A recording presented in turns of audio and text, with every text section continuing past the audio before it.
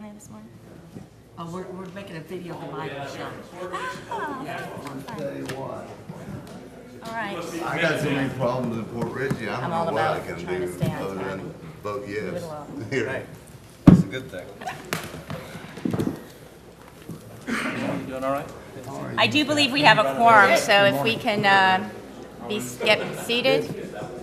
How you doing, Lance? Good to see you, sir. Good to see you. Maybe not. Maybe not.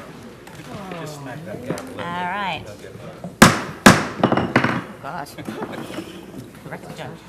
All right, good morning, and welcome to the MPO meeting. It is Thursday, May 11th. It is now 10:02 a.m. I'm going to ask you all to rise as we do the invocation and pledge of allegiance by our clerk.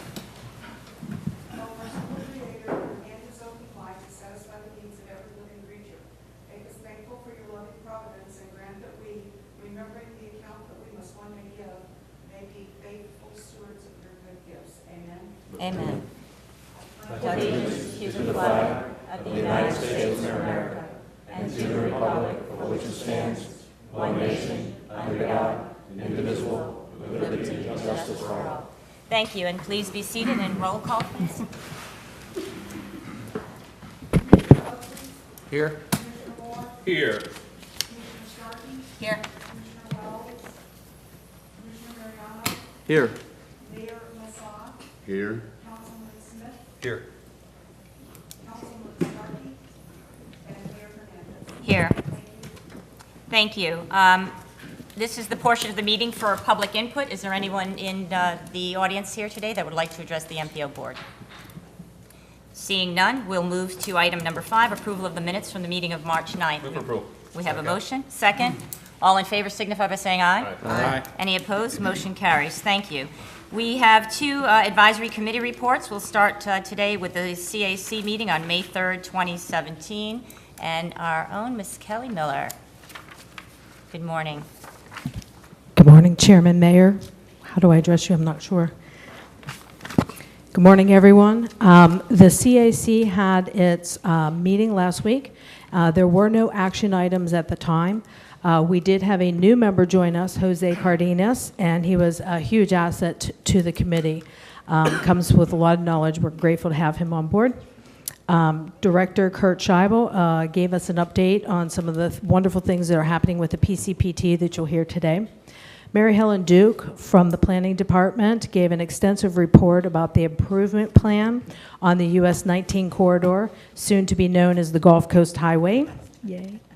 Lots of exciting things are coming to the West Pasco area, and the committee asked many great questions and really had a great dialogue excuse me, going on with Mary Helen.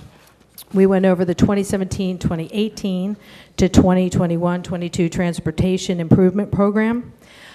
We worked with Manny to deal with the Unified Planning Work Program for the upcoming year. We did not have any public attend at this meeting. Brian Beatty from FDOT gave the Florida Automated Vehicles presentation that you all saw here in March. We had opportunity to review that with the CAC, which was magnificent. And then I gave the report on the peer exchange group that went to St. Louis, sponsored by Federal Highway Agency. And you'll see that upcoming later today. So are there any questions about the CAC? Questions for Kelly? Thank you so much. And Thank you. We'll see you again. Thank you. Next item is the BPAC meeting. I believe Dr. Stovall's here today. Thank Good you, morning. sir. Our last meeting was in April. We had a good meeting. We did a reorganization, so I became the chairman, and Morgan Gaynor became vice chairman, and he's been on the committee a long time.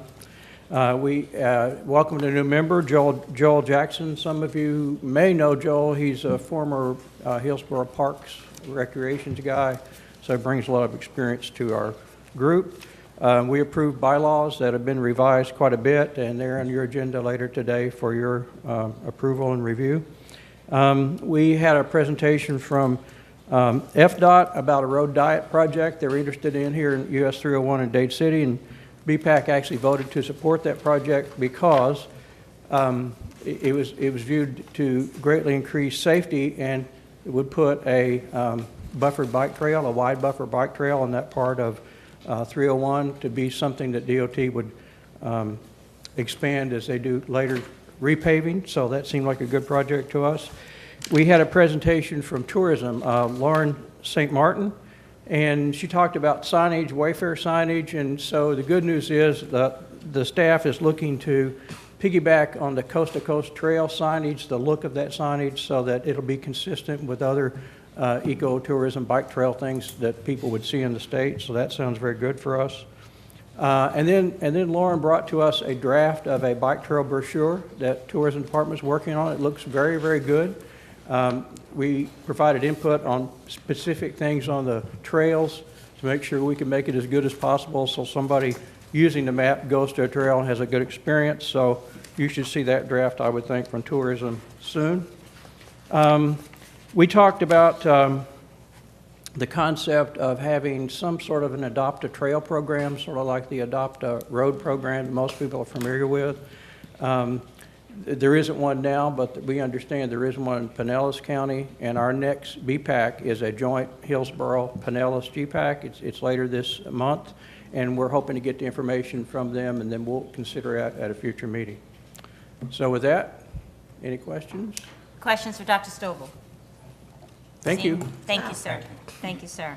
Move on to our action items. The first one is the MPO Technical Advisory Committee, new appointee for the PDC. And I believe Manny's handling that, right? Yes, Mayor. So we received a letter from Pasco Economic Development Council, and they've appointed Mr. Stuart Rogers to serve on our TAC on their behalf. So we're bringing it to the MPO for your endorsement. Move approval of Stuart Rogers. We have a motion, we have a second. Discussion? All in favor signify by saying aye. Aye. Any opposed? Motion carries. Thank you. Item number B, I believe David and Manny are handling that. That's the MPO endorsement of the BPAC bylaws is updated. Right. So the bylaws were approved in March of 2013, and since then we have new members on the board, and periodically we go through the bylaws. There was in your packet you see the underline and strike through changes in there. Basically, I'm just going to summarize some of the changes. One was they're mostly minor changes. References to bikeways was changed to bicycles. So they want to, for instance, bikeway and pedestrian plans was changed to bicycles and pedestrian plans. They added BPAC chair to make presentations to the MPO board as you desire or as needed. If you have a request for the BPAC to provide information, they will do that. One very important change was to conduct business. We didn't have a number for quorum, and the number 5 was added. Right now, BPAC members are 11 folks, and so they have to have 5 to conduct business. A vote on any decision is made by simple majority of those present. And the BPAC wants to be involved in any funding applications that the MPO seeks, like transportation alternative fundings and stuff. They want to be involved. Basically, that's about it. And then we appreciate it if the MPO board will endorse the updated bylaws. Second. We have a motion, we have a second. Further discussion? All in favor signify by saying aye. Aye. Any opposed? Motion carries. Thank you. Item number C is a resolution by Pasco County MPO declaring the month of May as Bike Month. I believe, Chris, you're handling that for us today? And does that need to be read? No. No, it doesn't. And I just want to say you've already just announced it. We've got a resolution in your packet, which you all received, declaring May, excuse me, which month? May. May. We're a little bit into it already as Bike Month. And we just need a motion approval for that. We have a motion, we have a second. Further discussion? All in favor signify by saying aye. Aye. Any opposed? Motion carries. Thank you. Item number D, letter requesting reassigning of funds for operational improvements on US 41 and 54 and intersection. And Ally, I believe, is going to be handling that. Thank you, sir. Good morning. Very quickly, I guess you all know about the operational improvement at 5441. We like to do fairly quickly. DOT asked us to send them a letter of intent that we want to add 5441 to the priority list and then transfer funds from the right-of-way funding for one-way pair in City of Zephyr Hills for fiscal year 2019, which starts July of 2018, so that they have the construction money. And I understand that county is working on the scope for design as we speak. So with that, I guess that is an action item to, for the board to authorize Mr. Hughes to sign the letter and send it to DOT. Madam Chair. Yes, sir. Thank you. Commissioner Moore. So you're looking at, you said the budget fiscal year 2019? Yes. Budget year 2019? Okay. We can't move that up? We have to talk to DOT. That's where the money is there for the one-way pair. And we talked to the City of Zephyr Hills staff, and they agreed to that's the earliest we can do that. And also, you have to design it, and the county is working on the scope. So that's like next year, July. Okay. So how long do you think the design would take? Well, I have to defer it to... We're just extending a turn lane. Good morning. My name is Panos Contes. I'm the project manager for the US 41 State Road 54 project. We talking about separate. We anticipate that it will take about 9 months to complete the design For the improvements of the US 41 State Road 54 project. So briefly explain what that improvement is again. Basically, looking at going eastbound, approaching US 41 or State Road 54, extending the right-hand lane. Right now, there is a right-hand lane and 2 left-hand lanes that are kind of short. We're going to extend those lanes so the queues on the through lanes do not block the right and left-hand lanes. Right. So we're going to extend the right and left-hand lanes farther back. So you think that'll take 9 months to design? Yes, that's Really? because we have to do the plans I can according do to it in DOT specifications. It takes 9 months to do that. I'm sorry, say that one more time? We have to do the design plans according to DOT specifications because eventually it will be constructed by DOT. So it takes 9 months to do to complete all the design. This seems like a long time to design. That's Turn lane. Unfortunately, that's how long it takes. We don't have a lot of row acquisition there. I mean, Yeah, you're going to no. go for the church, and that's set back pretty far already. There is a drainage, there is an intake, I don't know what you call it, sewer intake thing there on the right-hand side that's gonna have to be moved. There I know are that. inlets in the median that we will Yeah. have to reconstruct and move, yes. There is drainage. Designed it. I know, I feel the same way. You want to draw in here? And I get it. It just seems like an awful long time. Look at the bike trail. I mean, Yeah. you're saying that it's going to take, putting 40 hours a week in, it'll take 9 months. Your team's going to work 40 hours a week. We can on talk with designing the this for consultant. 9 months. We can talk with the consultant and try to expedite things, but right now, we are in preliminary, we're doing the scope right now, and that's what they're telling us. It will take And I about 9 appreciate months. FDOT's involvement in their willingness to do this, and it's very, very, very much appreciated. I just think on our side, as a county, if we're going to design this, we can move the process up a little bit. I feel like I need to call on you, but actually, I'm going to back to the chairman of the MPO. I think Commissioner Mariano has something. Commissioner Mariano. Thank you, Madam Chair. We have several different engineering firms on our staff, correct? Yes. I would like us to reach out to all these engineering firms and find out who could do it fastest, obviously with a competitive price, because I think 9 months is absolutely ridiculous. This is going on day after day after day. It's a brilliant solution. I'm very excited about it. I'm sure DOT is as well. Let's try to find a way to move this thing up, talk with our engineers, who can get it done fastest? And then let's bring it back or just get it done. And this is great idea. The only thing is we are constrained by the construction money. We talk with DOT a lot, and that was an innovative way of bringing the money from the other project. So even if you finish the design tomorrow, we still have to figure out how you're going to construct it, which is the most important part of this whole thing. So I'm just giving you that. That's why we are the money is available in July 2018. And to follow on that, if I could. Yes, Commissioner. I've got to think we can find the money to get this done. There's no doubt in my mind. We could maybe loan the money to ourselves. This should be, And put this it should be an back easy in. one. No, you're right. So what are our options here? I think we're all excited that the project is on the books and we've got a plan and we just want to accelerate it. I think the loan idea or anything else we can do to Well, expedite it. for now, I guess we can move forward with sending this letter, and then if he can figure out, speed up the design, and then we can, if we can find out other ways to pay for it, we can certainly do that.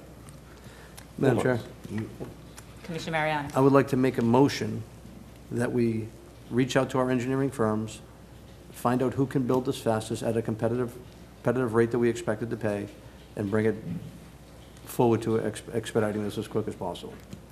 Second. Second We that. have a motion, we have a second. Further discussion? All in favor signify by saying aye. Aye. Any opposed? Motion carries. Thank you. Just for clarity. One question. Yes, Commissioner, If the, Mayor Master, money's we have a available- question. I'm sorry, One one moment, we have question. a question. I'm sorry. Mayor Master.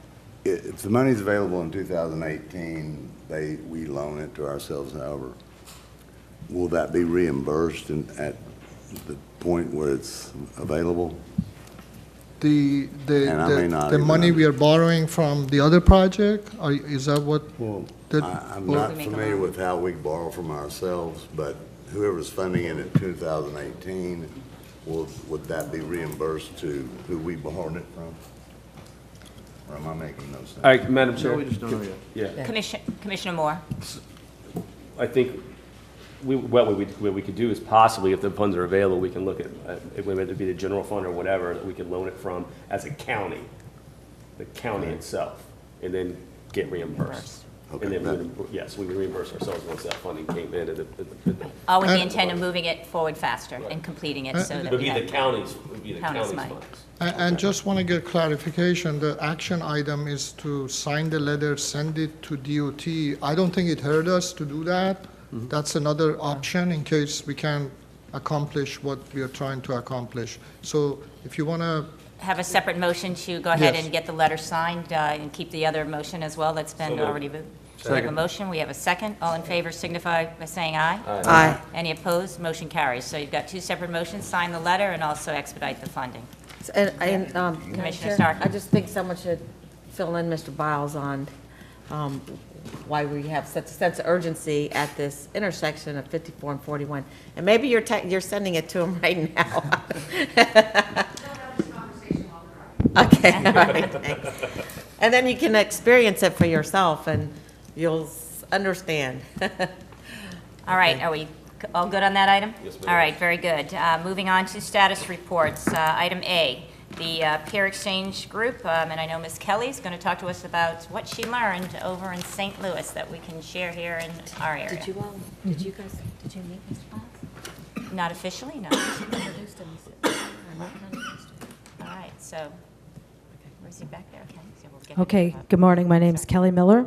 I am representing the MPO CAC, but in a different capacity today.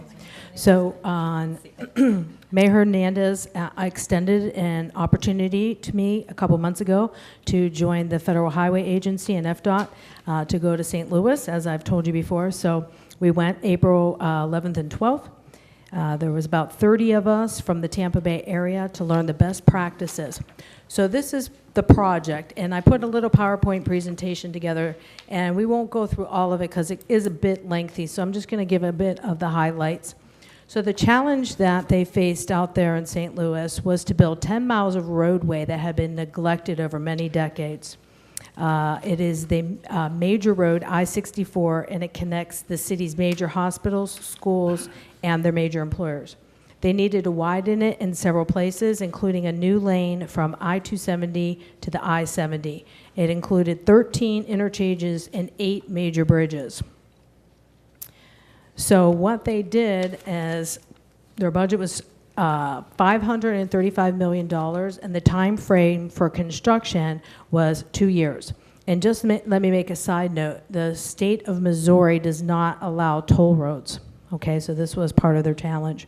So we heard from several speakers over the 2 days, mostly about how they engaged the public. They broke down into several different groups. They formed committees, they divided into smaller groups, corridor committees, and then they focused on each community's wants and needs. And one of the biggest challenges is they have over 100 municipalities that they were crossing through. It was amazing, the stuff they had to take into consideration. So they broke it down into 3 segments: the Greenway, the Parkway, and the Thruway, and each one had individual bridge or overpass or a community that they had to go through, and a lot of them were very fluent. St. Louis is a very, very fluent town. So they faced the, excuse me, I lost my place. So they worked with the unions, they worked with the workforce, including local contractors and minority workers, the faith-based groups, and all the community groups. They connected all the dots by using the contractors and reimbursements. And you can see they had offered incentives. They did safety training, on-the-job safety trainings. They had 0 injuries while they were doing this project because of the safety trainings. They were able to get 13 on-the-job trained journeymen. Their minorities are 32% and 36% female, and they did that also with their staff. They did 81 DBEs, disadvantaged business, is it enterprises? I think that's what it is, Debbie. Yeah, okay. And this was one of their big challenges here. This was the I-70 before. Is the red dot in the middle? Oh, no. What did I just do? Okay, Good I'll stop save. playing around with Good that. recovery there. I won't give the red dot. But over, what was that? That wasn't me. Okay, so you can see here at the top, the northern part of the picture here, that's the I-70. Horizontally is the I-64. And so when you would come off that interchange, you can see how tight that curve is. They had a lot of accidents. So this particular is what it looks like now. So they elevated it up. One of the bonuses that they have in St. Louis is the ability to dig down. We don't have that, so you can get elevated without being sky high. So right here, this big building at the bottom, that houses a Whole Foods, Neiman Marcus. So there were a lot of people that were really concerned about what was going to happen here. And again, back and forth. They did have a few buyouts. Now this is a neighborhood connectivity, and the reason why I put this in, you can see the main road going through, that's the I-64, but those neighborhoods all used those roads on a daily basis and did not use the interstate. So when they got to that particular portion of the road, they sat down with that community, had several meetings with their civic associations, all different types of peer groups that were involved, and they decided to keep all 4 of those roads because that's what they used. So it was amazing how they worked back and forth with everyone.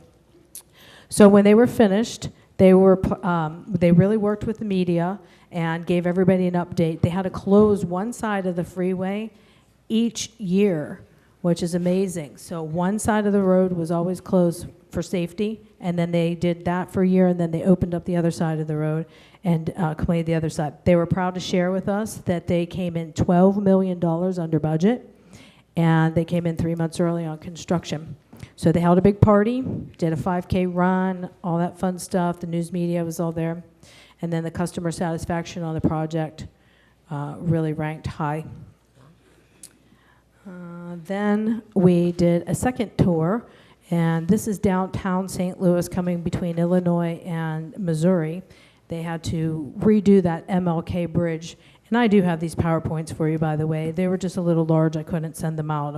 I'm working on trying to get you all a link. So they rerouted it and do a new bridge. Now, if you can see that little bit of green area, yes, right there. That's the Arch Park. So if you've never been to St. Louis, I'm sure you've all seen pictures of the Arch. And I refrained myself from putting in my selfie with the Arch there, too, because I thought that might be not appropriate. But okay, so this is the I-44 corridor. And the road actually separated the Arch from the downtown. So if you were going to go over to the Arch, you had to take these little pedestrian bridges that you see over there on the left side of the picture. And their idea was to construct a park, an actual land bridge that goes across that I-44 corridor, and that's what all the proposed green is, okay? So now we're looking at it from the side view. That's the Mississippi River at the top of the page with the arch there, and their idea was to go right over it. And let me tell you, they were successful. This is the schematic of what it's going to look like whenever it's completed. But if you see this bus over here on the far right side of the picture, that's literally where we parked our tour bus. And you can walk right up. You see these paths. That's the end of the bridge, and over it is the tunnel or whatever it is. I mean, you wouldn't even know you were on a road. So this is them constructing it, going across, and unfortunately, this is a time-lapse video that I couldn't get to play, but it shows it from start to finish. So if you're standing there, you see the road below. Now it's all full of trees, and you walk all the way over to the arch. The arch was closed when we were there, which is fine because I'm afraid of heights and I wasn't going up it anyway, so it gave me the easy excuse on the way out. But we did walk. You can't be claustrophobic going up in that. Oh, I don't even want to try. But we did walk down the big steps all the way to the river, so that was pretty amazing. And they're doing all kinds of stuff all around it, moving some parking garages and making it more friendly. What they had found is people just came to the parking garage, went to the arch, and then left. So now they're trying to bring them into the city, bring them into the walkability, the shopping, and all that. And they face a lot of challenges that we face in West Pasco. I only say that because it's already built up. Same thing with St. Louis, it's already built up. So you're trying to make it better with keeping and preserving the history of it all. So let me continue in follow-up. The peer group met again on May 4th to discuss the best practices that we learned.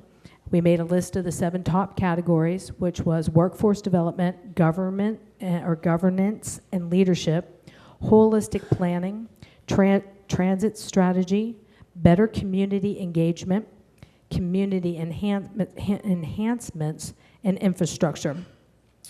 And one of the things that I thought was the most amazing is we don't deal with that too much here in Pasco. The CACs from Hillsborough and other counties around us are extremely active in some of these projects that are going on in the Tampa Bay area.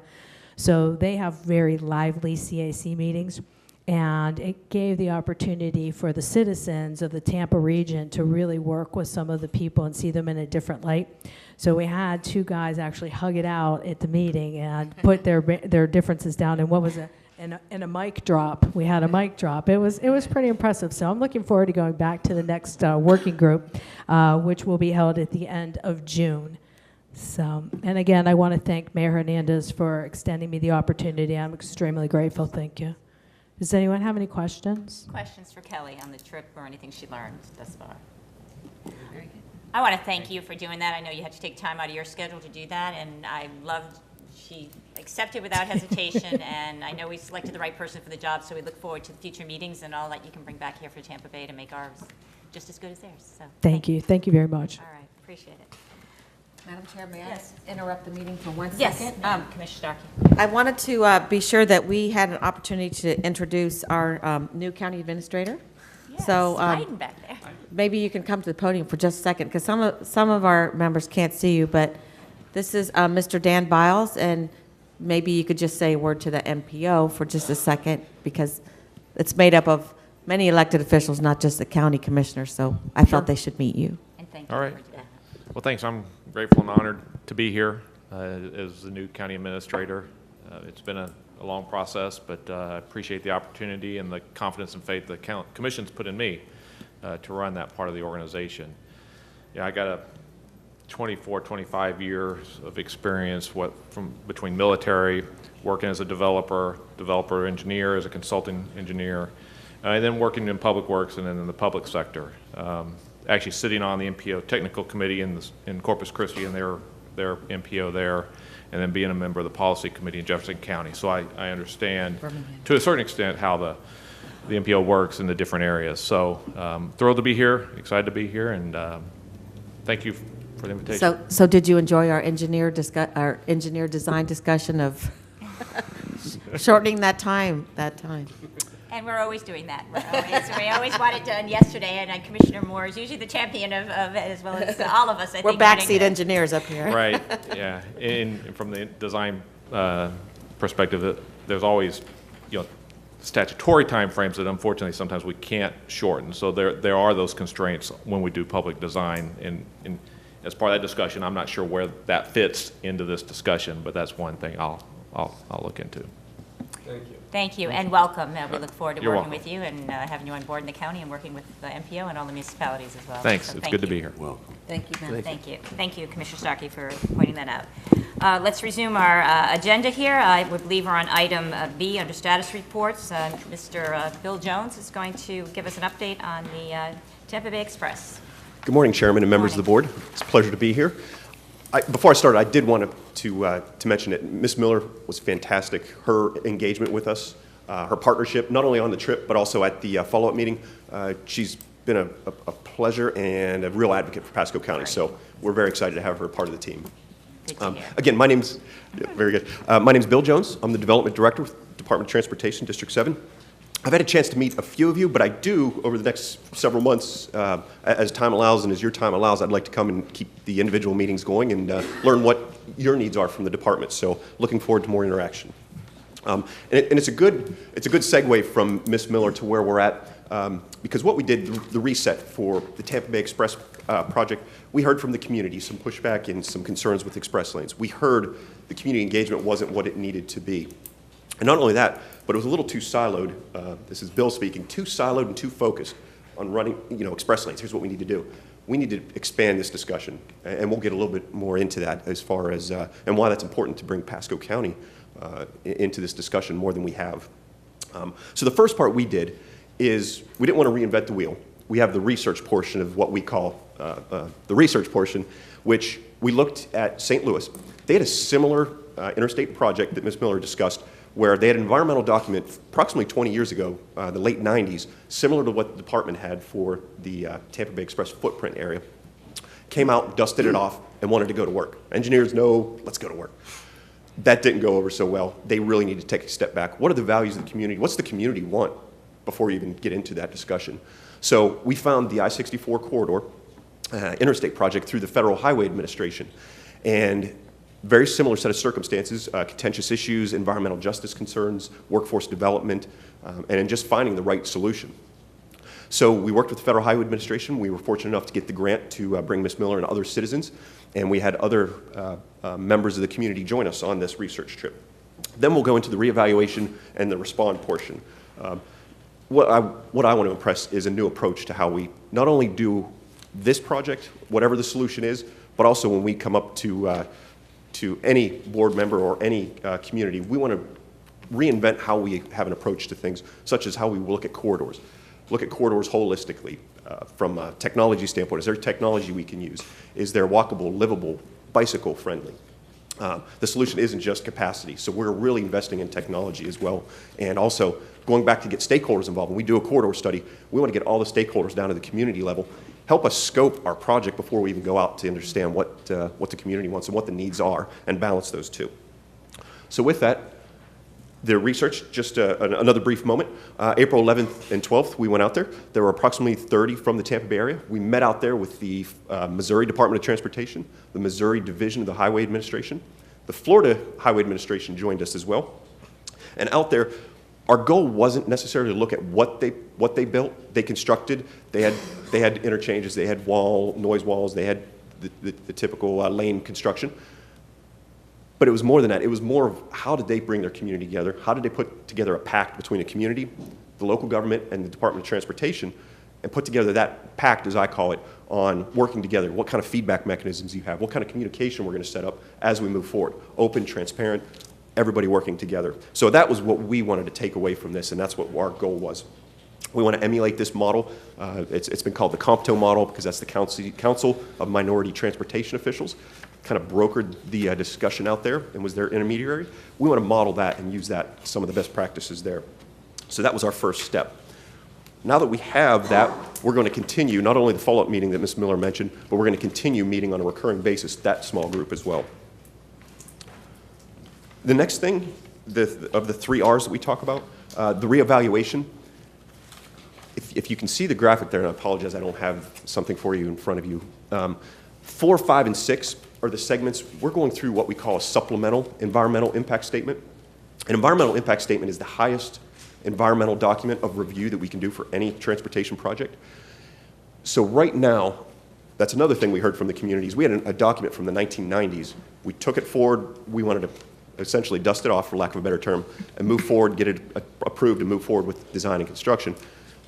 With that, though, we heard that that's an old document. Society's changed. Things have changed. So we're re-looking at that, what the express lanes are, from a standpoint what that would be on the update for noise, for air, socioeconomic impacts, environmental justice, economic impacts in general. So we're going through that as we speak, updating what the express lanes would look like from there. Something else we're doing on this, and this is a critical component for the citizens, is we're also looking at community ideas. We've heard boulevard concepts that's been in the media recently. They want us to look at that concept. We're going to take that in, model that, look at that. We've heard everything from tunnels to double decking to all sorts of alternatives. In our upcoming meetings, we want to hear that. We want to take that, and if there's a better mousetrap, we want to incorporate that for our region. So that's part of this as well when we move forward. This concept is going, or this reevaluation is going to move to the right. Those areas in 4, 5, and 6, as I noted there, the West Shore area, the downtown Tampa interchange area, that's going to move it to the right approximately 2 years, 27 months, somewhere in there. That gives us time to do all these reevaluations, look at the concepts as we move forward. So that's the push, and I'll show you a graphic in a moment on the schedule. And the third R, and I'm excited for these kicking off very soon, respond. We have established 6 community working groups in the area, Pasco County, Hillsborough County, and Pinellas County. As a region, we want to hear what the community has to say, what's important to you and your community members for transportation. It's going to be different for other areas, so we want to listen to that. We're not just focused in on what do you want your interstate to look like? What holistically do you want from a standpoint of transit, from walkability, from livability? And then with that, we want to talk about, take that could be an offshoot for other meetings, for other discussions, but also how to put an action plan together for solving our needs. We have a vital need through this area, as we know, to move on something. So we want to turn these ideas into action. We have this 2-year process that we're going through, and we want to turn these ideas into action. So we're excited. May 24th is going to be our regional kickoff meeting, and we did centrally locate that in Hillsborough County just by sheer literal geographics there. It's at the Malcolm Glazer, I think, Jewish Community Center on May 24th. Invite all of you. We have constituents from... That's the old armory? I believe so. Yeah, that's a great space. Is that the old armory?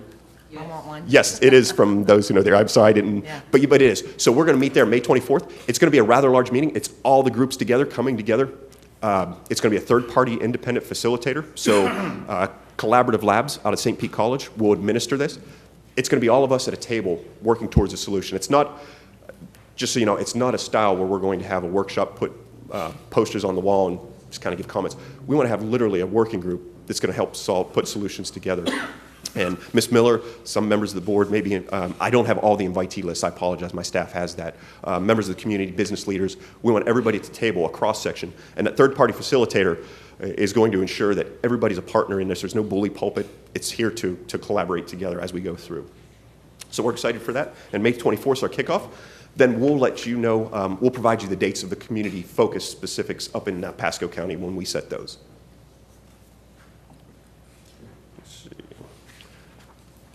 I kind of alluded to it.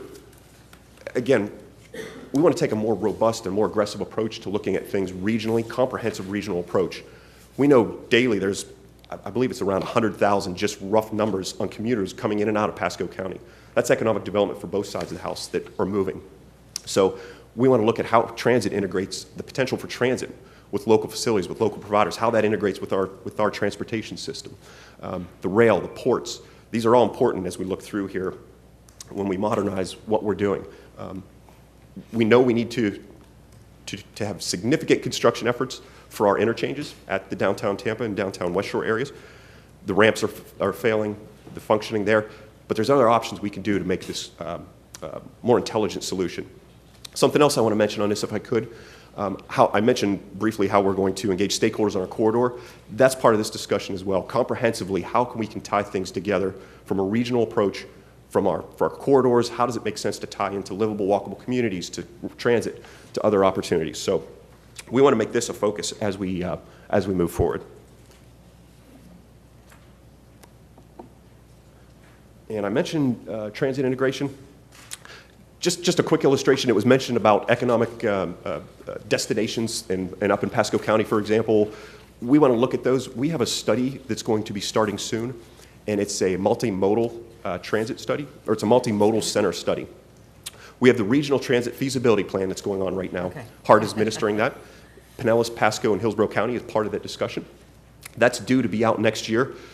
The good thing with that timing is, I mentioned we're moving our SEIS document, our environmental impact statement. That's about another 2-year process. So when that transit study is complete, or that plan, we'll have an opportunity to see how that integrates into our larger plan of the interstate and our program as well.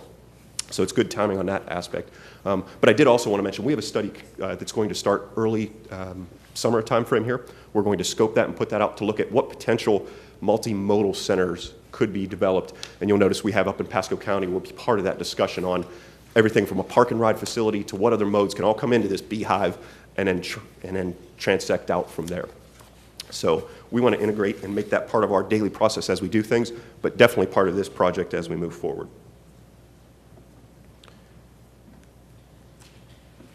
The revised timeline, just to give you some context of a few big items going on. The Howard Franklin Bridge, that is funded, and that's going to move to construction in 2019, approximately October, or fall of 2019. We're moving to construct that bridge, and then I just put on there that fall of 2017, we're going to hold a public hearing to wrap up that environmental document before we move forward with that.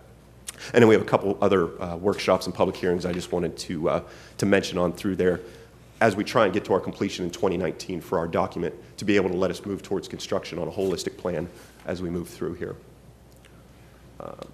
This was just a bar chart that had a couple of the deliverables talking about how that ties into the noise in the air, socioeconomic impacts we're looking at for express lanes, while we're also looking at the other options that may come to us. And I just wanted to mention, because I talked about it earlier, Howard Franklin Bridge, we're going to construct that 2019. This was also based on some community feedback on there. Initially, if you look on the left-hand side, there's 4 non-tolled lanes. Initially, we had an auxiliary lane there. That was going to be a tolled lane. We heard from the community as part of our reset, so now there's going to be 4 non-tolled lanes, and an express lanes will be barrier separated on one new structure as we reconstruct the Howard Franklin Bridge. This also accommodates future transit. On the left, and I'm sorry, pushing, I don't have a graphic for it. On the left-hand side, approximately where those 2 leftmost lanes are, we are going to enhance the structure, beef up the structure, so to speak, so it can handle a potential transit corridor across there. So when its regional transit feasibility plan comes between Pinellas, tying into Hillsborough, and then up into Pasco County, we have a plan that we can get across this bridge from a structural standpoint. And so maybe a bike trail underneath it? I don't know about bike trails, but you should be able to bike across the bay. I know there's discussions about trails for sure, and that's part of our. They've got it on the Corn and Campbell now. You can bike all the way across. They do. And Madam Chair? Just a quick question. So when you say transit, if that rail line comes in together, that rail line could be incorporated into that bridge? That's part of the potential. If it's a light rail coming down I-275, cross over, get to that side of the bridge, and then go across the bridge. That's our structural engineers looked at a possible light rail solution. Perfect. Yes. Thank you. Yes. And then just give another big project that we're about to kick off, May 24th. This ties in because there is an express lane component down in the Pinellas County side. It's called the Gateway area. We're going to connect from US 19, 118th Avenue. It's going to connect to the Pinellas Clearwater International Airport and tie into I-275. The Gateway Expressway is what we call it. It's price proposals are due, I believe I said I think it was May 24th or 5th. And from there, we're going to go to construction starting fall. That's a 1,500-day project with some bonuses on it. So I'm hoping it doesn't take into 2022, but just to be safe with weather and holidays, we have that on there. So that's beginning there. And with that, I'd be happy to answer any questions or discuss this or anything else the board had. Thank you, Mr. Jones. I do have a question about the attendees for the May 24th, and specifically as it relates to Pasco. Do you have, I know there are some folks here that are here today that have gotten invited. Do we have that list, or can we get that? I'd like to know. Absolutely. We'll make that, and I tried to get it on the way up here. I'm sorry, I did not. I wanted to be able to provide that to you. I don't That's fine. I have just it. want to make sure we get that. Okay. Yes, ma'am. Additional questions or discussion? Yes. I just want to thank you for taking a little bit different approach, it sounds like, when you view different projects, because it's been my experience anyway that the DOT comes in and shows a plan and tells us what's going to happen, rather than kind of listening and taking it to heart what the community wants. But it sounds like a little different approach, and it seems like it has changed over the last 15 years or so. So I do appreciate your work on that. Thank you, sir. Thank you. Thank you, Councilman. Additional questions, Commissioner Mariano? Yeah, just a comment. I met Mr. Jones after a TMA meeting a couple of months ago, and told him about a problem at the Beacon Woods Walmart and the traffic up there. Within minutes, he listened to what I was saying. Fortunately, I just found out today he actually used to live in Leisure Beach, so he's familiar with the area. But I had Margaret Smith talk with him, and immediately, within 4 or 5 days, we had a way forward with a solution. We just had our second meeting. We had one at Country Club Estates the other night, had the last one at the next one at Beacon Woods, the next one's coming at Leisure Beach.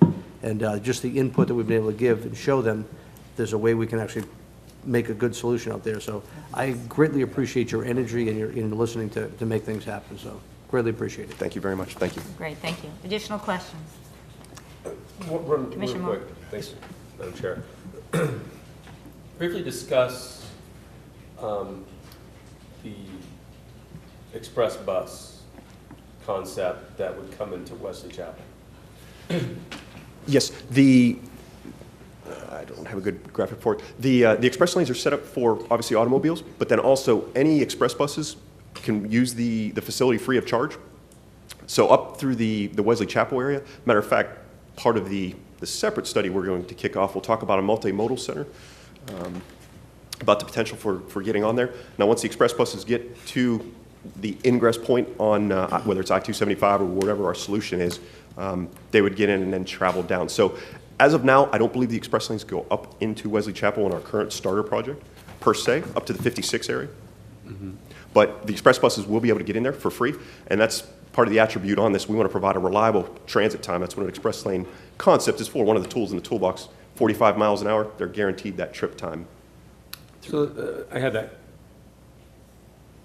it's probably been over a year ago. We had a brief discussion on that with Secretary Steinman, and I think it was one of your consultants at a T-BARTA meeting. And the concern was if the express lanes were not coming up to 56, how is that still an express bus once it leaves the express lanes and comes into Wesley Chapel? Because now it's turned into just a bus going down a normal lane in normal traffic patterns. Commissioner, I'm glad you said that, feeding off what Councilman mentioned. That's kind of input I want to hear. If it's feasibility to look at some option like that, we can take a look at that on great point. Why would you want to get in the bus if you're... Right, because as you know, you well know, Pasco County is the fastest growing county in this region. Just heard the country. Well, we're talking, maybe, I'm just talking about right now, about our region, where these express lanes will go through.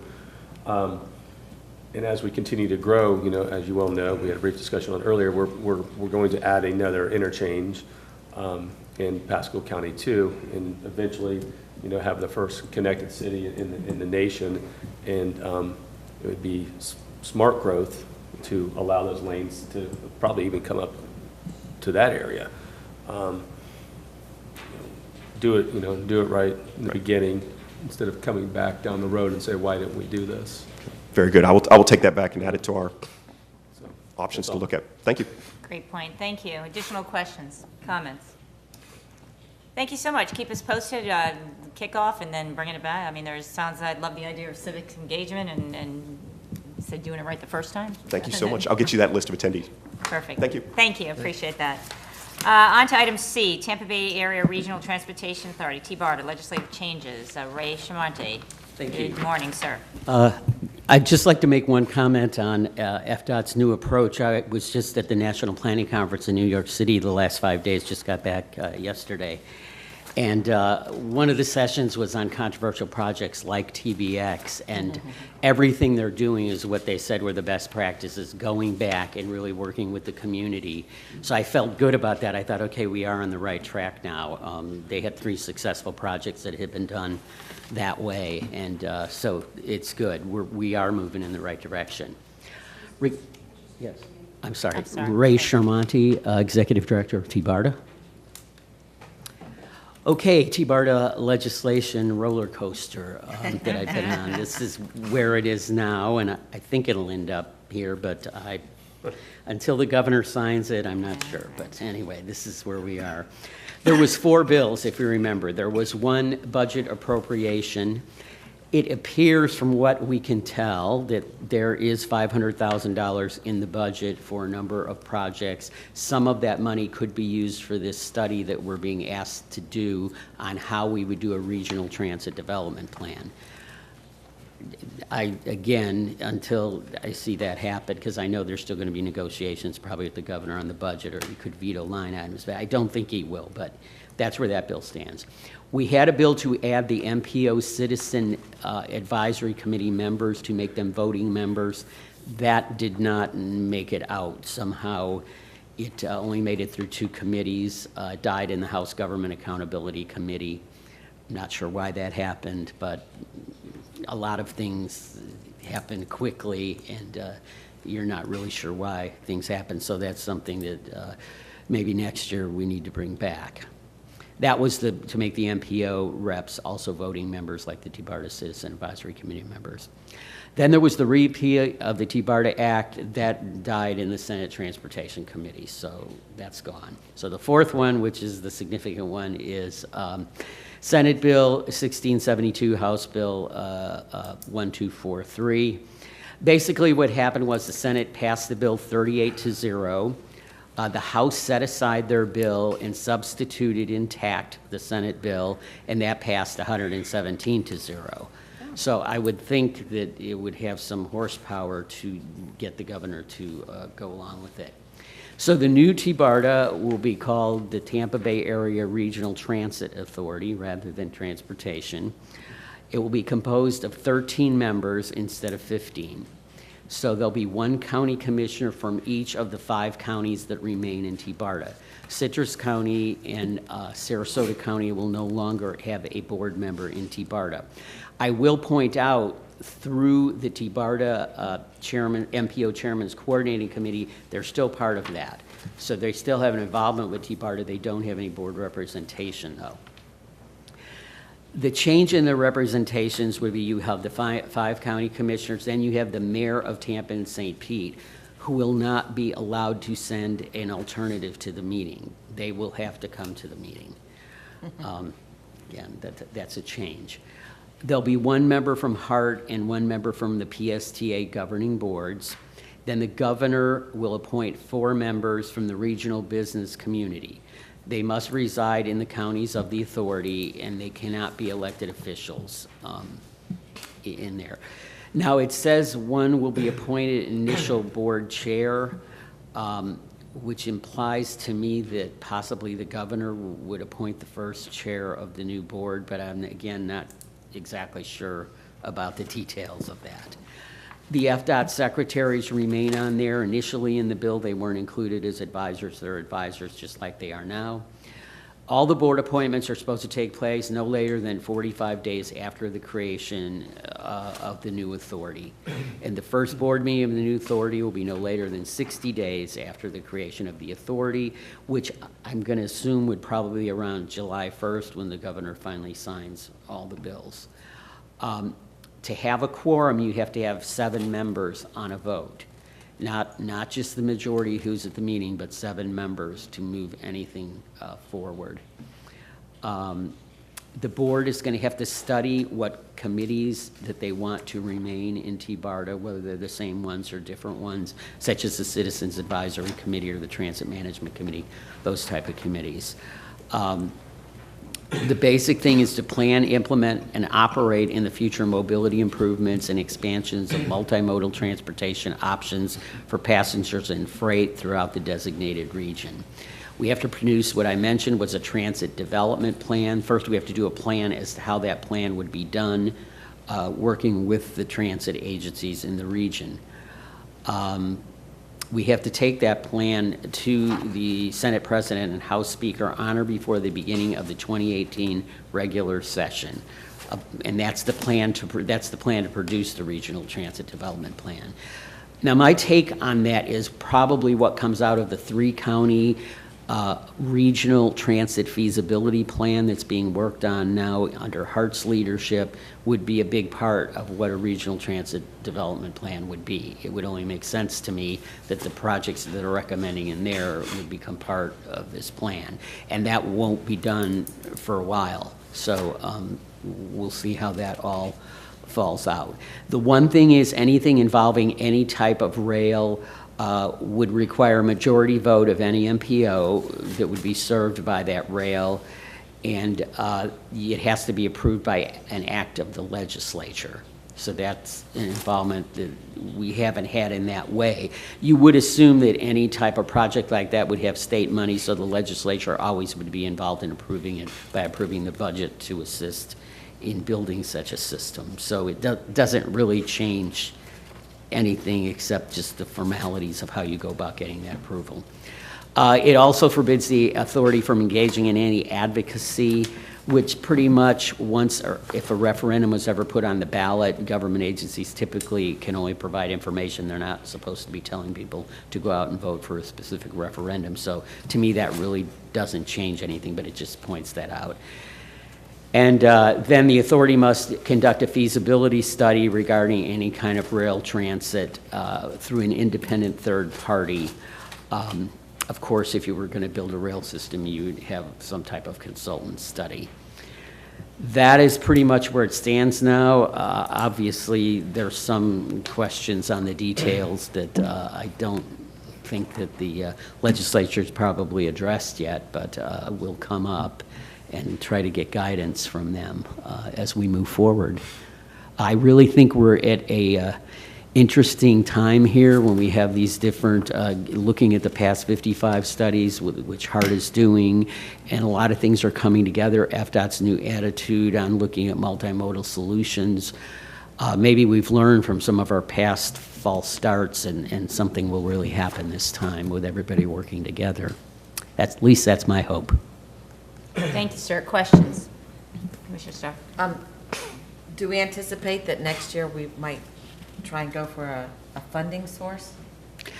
Well, I can tell you there's nothing in the budget we have now that would have us do a regional transit development plan. HART and PST, those plans are like $400,000 or $500,000. You know, our budget is for commuter services, van pool program, things like that are tied to federal grants. So if they want us to really do that, the money's going to have to come from someplace. Right. So, but, well, okay. I guess we'll see what happens next Yes, I've learned not to predict what's going to happen in the legislature. I've had quite an education this year. Here, right? Hours. So I also noticed our PST, what do we call it? PCTC? PCPT. Yeah. Didn't make it on there, so. No. But I guess we would probably like to direct them to attend all the meetings. I'm going to just tell you, I will do everything in my power as director to make sure they're involved in any of the discussions on transit that I can, because they obviously are part of this. It's said in here that the governor would appoint 4, but you said business, for the business community? Yeah, the regional business community, and I think that's the way it is now. They can't be elected officials. Well, just like, you know, we could push to ask the governor to appoint our transit director, but I don't know if that's going to, if it's. Yeah, I think that they're looking. Business community. Yeah, you'd want somebody from your business community. I mean, I think that's what they've done before. They've never had on the 4 governor appointees any type of government person. It's always been like a businessman of some type. Has Pasco County had has the governor appointed a business leader from our community onto that board? I don't know. Since I've been there, Pasco has not had a rep. Hernando actually has 2 on there, and they had someone from Manatee, I think, and Pinellas has one right now. Actually, Pinellas has two.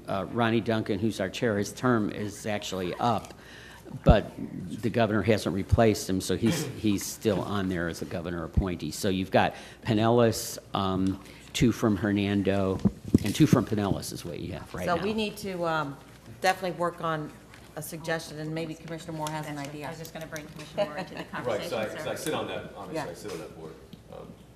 Reappointed myself to it. Right. But, yeah, I'll be honest, and we had that discussion when we were up in Tallahassee. I continue to be a little frustrated that the PCPT was Right. not included in this.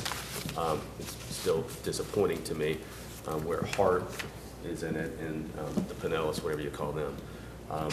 Especially when we, again, say it again, the fastest growing county in the region, and we are obviously focusing on the country, focusing on our public transportation. We're opening up even a new connection here on our new bus route on 41 that will connect to Hart. Obviously, it's done, and we can't do anything about it now, but you made a good point about having the governor appointees. It'd be great to have one, if not two, from Pasco. I think previously, a lot of these appointees, whether they be two from Hernando, and you can mention a couple from Pinellas, you also have to have people that want to do it, and you have to have people that, lots of times they ask to be put on these boards.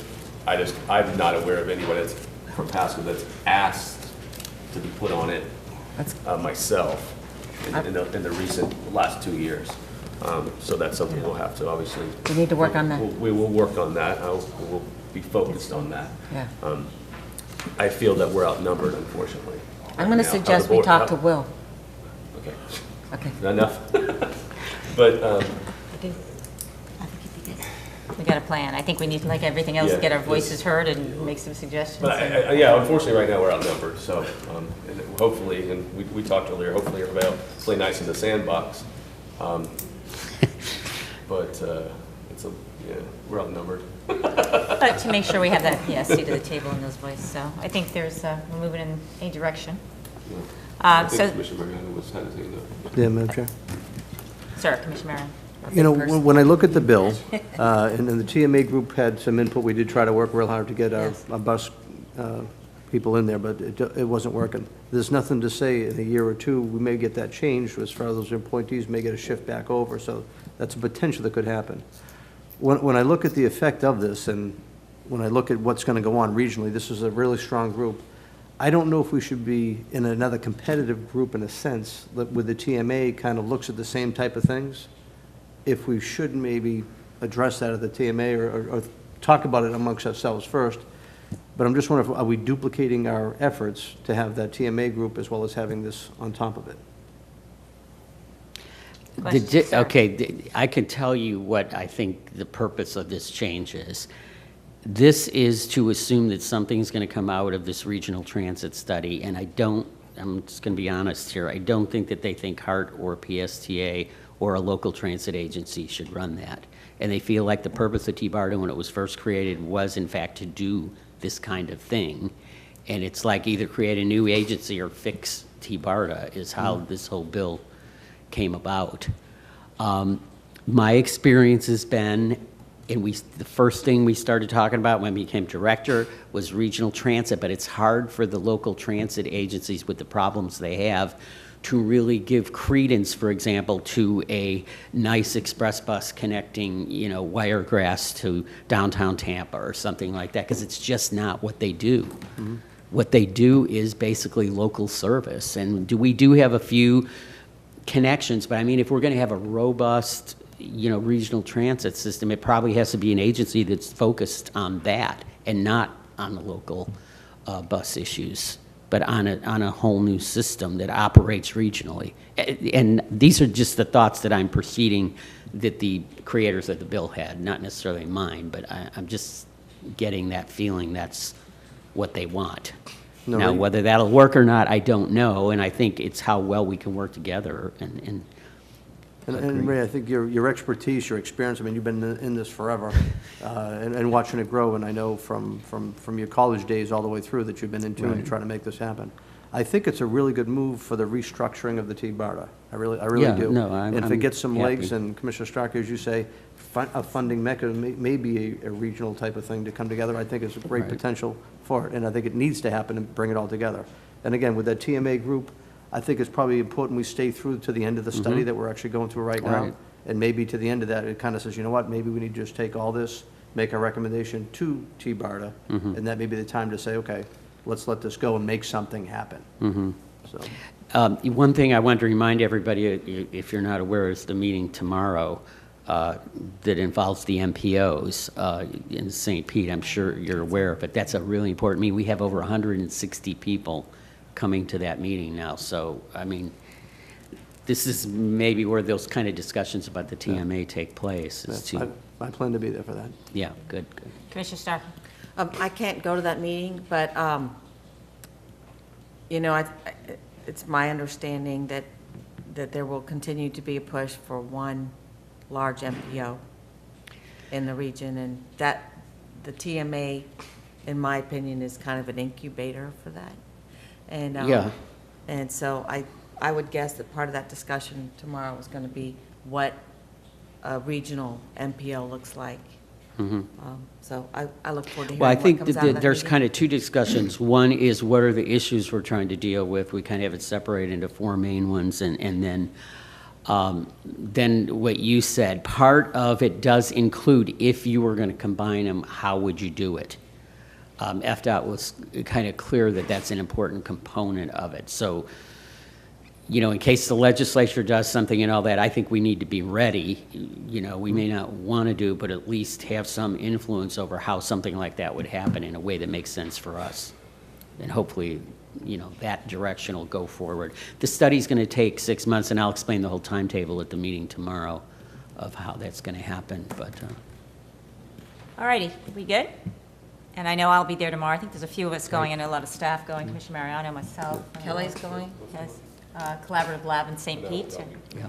So, and I do know there's a lot of staff members, so we look forward to hearing the presentation there. And yeah, it's very important, so carrying that discussion. So Good. thank you for being here Okay, today. thank you. And we look forward to future Okay. updates. All right. Let's move on to item D, PCPT projects and initiatives. We have, I had Manny listed, but you're not Manny. I'm Kurt Scheibel. I'm the new PCPT director. Nice to meet y'all and know Good most morning. of you, and hopefully I'll get to meet you all as we move along down through the years as I'm here. A couple of things just to talk about real quick that PCPT is doing is a week from today, if I'm not mistaken, we're having the ribbon cutting for the Land O'Lakes. Be 9 o'clock at the Land O'Lakes Community Center, and I hope to see most of you there if you can. And we'll be kicking it off probably soft launch that Friday, and then with the full up thing going on the next Monday. We're going to do the same thing like we did with Moon Lake, which is still doing very, very well. That first week is going to be free rides for everybody who's there. So encourage you to come out and take a look and see what we're going to be doing. Some good things are happening there. Along with that, we got some new buses coming in. It should be here about the middle of September. And you should start seeing those up and around, especially in this side of the county. We're going to probably deploy them over here with one maybe on the 41 and then one on one of our two routes over here. And then, speaking of regional, we had a regional local coordination board the other day, and when I was talking to the folks from Pinellas and Hernando County, we all discovered we had the same type of software that we use to schedule our trips. It's a company called Route Match.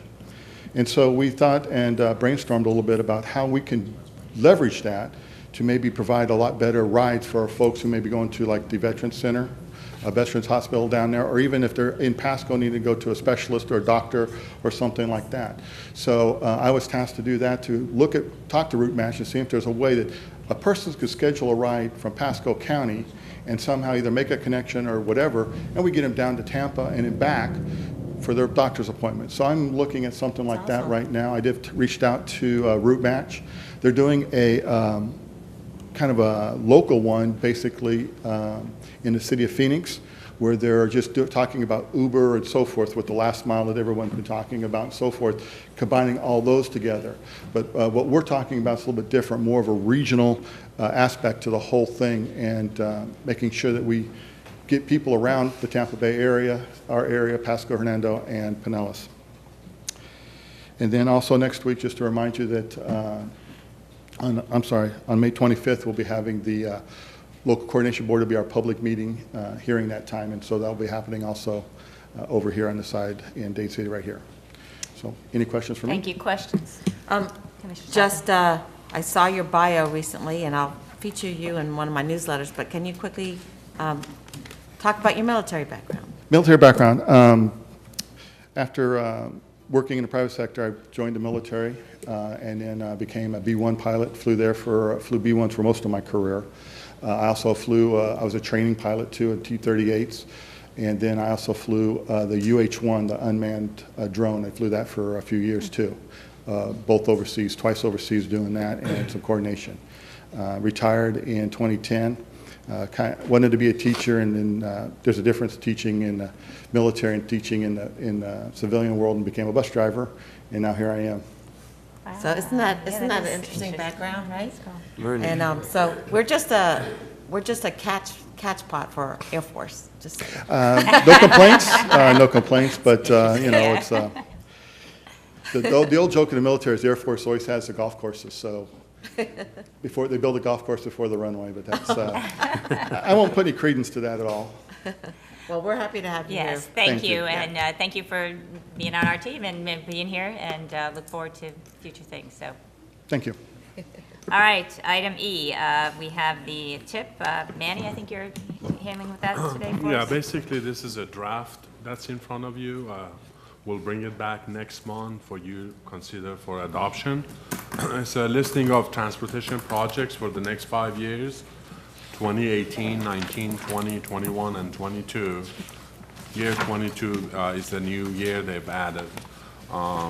Basically, we're gonna take all the input and put it in the document that we'll bring before you next month. And I will go through all the projects they added, highlight what advanced and all of that. On the screen is the capacity map improvement projects. If you have any specific questions about those or anything, just let me know. So we have 30-day comment period, actually began May 5th. We'll run through June 5th, and we'll take all the input and present to you a final in the June meeting, June 8th. Thank you, sir. Questions on the tip for Manny? Commissioner Strachan. So is that all you're going to discuss on these projects? I'm going to discuss all the roadway improvements, bike ped projects. There's transit projects. I mean, just all. You're going to do it right now? We're going to go through that? Next Oh, month, next this is month. Mr. Draft. So But if you have any specific questions or. Well, Commissioner, I guess this is Wells District, so he's not here, but I am still trying to work with FDOT and the Turnpike Authority to allow us to connect the Orange Belt Trail to each other. Right now, the blockage is the Suncoast Parkway.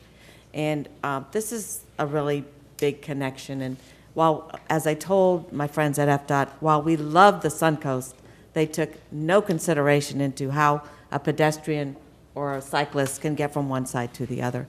So we either need to come up with this solution that the engineers have worked on, and frankly was suggested by the Turnpike Authority, that they donate temporarily to us an easement in an underpass there north of 54, or we're going to have to maybe bring forward sooner the Tower Road overpass, because we have a lot of people cycling, and if you look at the underpass at Suncoast and 54, it is not appropriate for families to be trying to maneuver from the east side and west side. We've had 2 fatalities, and that area just has to be improved for cyclists. So if we can't do this what I think is a simple solution, then we're going to have, I believe we're going to have to start talking about maybe even diverting the overpass that we have in our plan going north-south for cyclists to the Tower Road overpass. And it's my understanding that FDOT, Turnpike Authority, is starting to go into design of widening the northern part of the Suncoast from 54 north. And at our discussion, they weren't even aware that we have in our plan a Tower Road flyover. So that was kind of not eye-opening for all of us. But anyway, we just need to start having that discussion because we need to connect one of the biggest trails that's going to happen in this county sooner than I think we thought we were. So. All right, so the instructions today are if there's additional comments or things on this list that we need to get those to you or Right. talk to them so we Yes, can be discussing thank at you. our next meeting. Yes.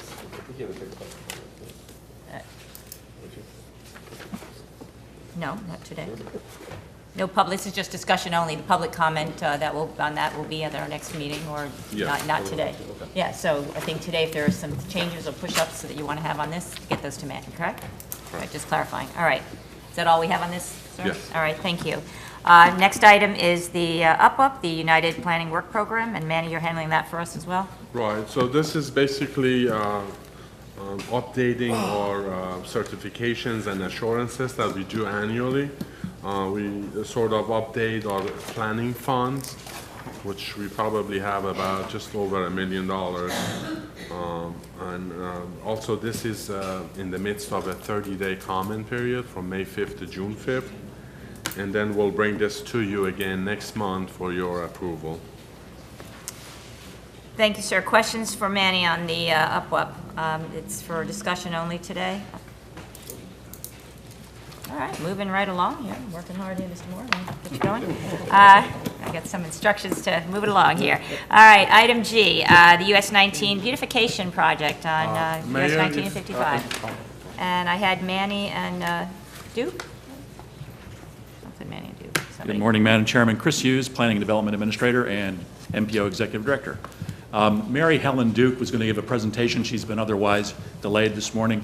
Okay. I just wanted to make you aware that we have been having one-on-ones with the county commissioners, and I think everybody's been contacted at this point at some level. We are continuing to work with the project management team. Debbie, you're here. Want to come on up? What we're going to do is give you a more complete presentation at the next meeting of the MPO, and we'll have Mary Helen here with pictures and everything to do that. Great, thank you. I'm going to give your name just for the record. Deborah Bolduc, Engineering Services. So I would just like to add that there will be a task order that's going to the Board of County Commissioners on May 23rd, and there's going to be a kickoff meeting with the consultant that's doing the design on the 25th of May. Madam Chair? Yes, Commissioner Moore. So I asked for something or made a suggestion. What do we do on that? Talk about the cost on the was gonna design say, yeah, element. Those comments have been brought into that project, and we've, as I understand, I'm trying to remember the name of the guy on your team who's working, Richard. Richard has sharpened his pencil and is reducing the design cost to the maximum extent Beautiful. possible. That way you guys can get more bang for a trees. buck. More stuff. More things. I will Good. add that the design covers the entire length of US 19. So it will position the county a little bit better, I think, going forward to apply for grant funding, because you'll be able to go right to construction if you're able to secure additional funding in the future. We talked about this briefly, and I won't be long. 41, I talked about what the opportunities may be for grants for 41 to do something similar. Have you talked? No, I'm going to get back with Mary Helen on that, because Yeah, please. I believe there's a open period to submit letters to DOT to request funding for landscaping. Okay. So I'll talk to her again about that. Yeah, if you could See if we follow up on that, I'd can appreciate it. nominate 41 as well as 19 And she'll be here next meeting. You said Mary Ellen will be in attending June, next meeting. so- at the next MPO meeting. Great, thank you. Okay. Perfect. Thank you, appreciate that. All right, moving on to other business and meetings. Chris, you handling that I'll for just us? go ahead and continue those. Great, You thank you. already have in your packet the list of other business. I'm just going to touch on a few of these items. The Tri-County Council Pedestrian Advisory Committee meeting is going to be on May 25th at 6 p.m. at the William Hale Senior Activity Center in Dunedin, Florida. The Tri-County Transportation Disadvantaged Local Coordinating Board Subcommittee was held on April 27th. You have materials in your packet. The Regional Transportation Leadership Workshop, which we've already discussed earlier, the collaborative lab exercise tomorrow, is promising to be a very major policy discussion. And I know the chairman and other folks are going to be there tomorrow. I'll be there as well. Ollie's going to be in attendance. So we'll be available as resources to you during the day as well. Already talked about, let's see, the Wesley Chapel Roadway Connection Study was held on April 18th. We had about 130 people show up for that. Commissioner Moore led off the evening. I think it was a very successful evening. We had a good representation from all the parties and sides of the issue, and that will continue into that project over the next year. The Vision 5456 Task Force, the first meeting of the Phase 2 study was held also on April 20th. We had a large turnout for that as well down at Pasco Hernando Community College. And we'll be proceeding with other public engagement activities and reporting to you on progress on that report as we go forward. The Tampa Bay Management Leadership, the next meeting on June 2nd, the TMA meeting, is going to be held at the AECOM offices down on West Courtney Campbell Causeway in Tampa, Florida, and that's June 2nd at 9:30 a.m. Ray's already talked to you about the legislation. I think that covers it for the other business. Thank you. And then I think you said we're going to add executive report. I'd like to There was give you a quick something- executive yeah, that report. was I know something- everybody's been curious as to what progress is being made on filling positions. I'm going to first explain that the bike ped coordinator, which we call the active transportation planner position, we've had a first round of applications. There's no one worth interviewing in that group, so we're going to do another round of advertising for that. If any of you have knowledge of professional planners, project managers who are active and excited about bicycles and about other modes of transportation, we are very eager to talk to them. So please get them into the county's website. If they want to call me directly, they're more than welcome to do that, and I'll get them on the right track. We would like to see somebody start as soon as possible. This is obviously a very important area of activity for us. We did have a success, not in the MPO specifically, but our senior planner for transportation in the long-range planning division. We have filled that position this week. A man named Chandra Parasa is going to be starting on June 5th. He is not just a planner, he's a 20-year experienced planner, but he's also a PE. So we're going to have major modeling skills and other knowledge and intelligence adding to our team for transportation planning activities. That'll affect both development review as well as larger scale transportation policy issues. And then saving the best for last, we're trying to get an executive director or a planning transportation manager into the county. And just before the meeting this morning, I'm honored to say, pleased to say that we've had an acceptance of an offer by Mr. Craig Casper. And I happen to have Craig right on the phone with us right now. Just so happens. If you'd all like to try to hear his voice. Craig, are you there with us? Good morning. Good morning. I don't know if anybody can hear you, but we will try to make this work. You're on a microphone on the large scale, so go ahead and talk as loud as you can, and let's see if they can hear you. Okay, good morning from a brisk Colorado day. It's 37 degrees where I'm at right now. Where is that? Colorado? 37. He's in Colorado Springs, Colorado. Oh, my daughter lives. Yep. Yeah. And it's rainy and windy and 37 degrees. So, Craig, could you share a little bit about your elevator talk about who you are and where you're from and how you're coming to join us? my name is Craig Casper. I have 25 years experience doing transportation planning. I spent the first 12 years of my career as a transportation consultant. Started off doing economic impacts of transit and transportation in general, and worked into NEPA. Ended up being the NEPA coordinator for an international consulting firm, and dealt with all kinds of complex and controversial projects. Got into long-range planning because it seemed like that was where some of the issues were arising, was during long-range planning. So I was the MPO director for the Colorado Springs MPO for 12 and a half years. Won a couple of awards, national awards doing that, and I guess look forward to coming out to Florida. You've got a lot going on between T-BARDA, the TBX projects, and road extensions. There's a lot of things going on there. Sounds exciting. Thank you very much, Craig. Does anyone have a question right now for him? Questions? Commissioner Mariano, you have... I was just going to say, it's about 84 degrees right here, bright sunshine. We're having a chilly day. It's 84 and sunshine today here. Oh, man. We're getting him eager to come. Commissioner Starkey, I think. Yes, Commissioner Starkey. Well, I have family in Colorado Springs. My daughter and my son-in-law both went to the Air Force Academy, and they live right outside the one. Well, I think it's the West Gate. I'm not sure, but that's a beautiful area. But we're happy to have you come here, and are looking forward to meeting you. Did you hear any of that? Yes, I did. In fact, I live in Mountain Shadows. I am just down the road from Garden of the Gods, like halfway between downtown Colorado City and the Air Force Academy. Most of my neighbors are Air Force Academy employees. So. Well, my son-in-law trains the cadets on the Cirrus, so he's still working there. Well, Craig has agreed to start work on June 5th, if I heard that correctly this morning. And that's true, correct?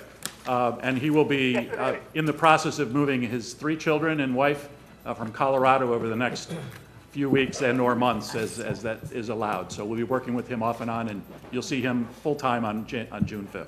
Great. Thank you. Thank you for... Thank you. I'm trying to figure out how the June 2nd meeting, because it will be possible for me to call into that? Just Yes, so I can hear what's going on? we'll work that out, yes. Thank you, Craig. Take care. Bye-bye. Thank you. Is there anything else, Chris? That's it. Thank you very much. Thank you for that information. I appreciate that. Yep. We've reached this portion of the meeting for public comment. Is there anyone in the audience who would like to address the MPO board? Seeing none, any additional comments? Madam Chair, I just have Councilman. we have an intersection that just became functional down in Zephyr Hills on 301 and Island. It was a joint effort between the city, Pasco County, the MPO helped, and DOT as well.